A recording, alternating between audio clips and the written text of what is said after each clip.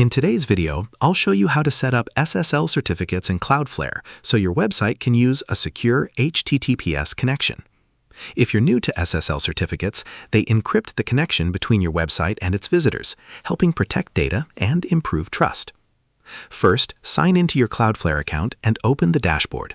Then select the domain where you want to configure SSL. Next, open the SSL TLS section from the menu. This is where you'll manage your website's SSL settings and certificates. Choose an SSL mode that matches your hosting setup. If your web server already has a valid SSL certificate installed, select the appropriate secure mode.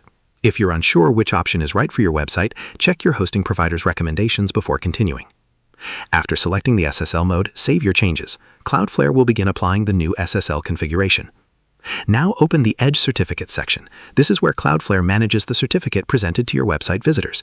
Make sure the certificate status is active before testing your site. If your hosting server requires its own certificate, install or verify that certificate on your server as well. This helps maintain a secure connection between Cloudflare and your web host.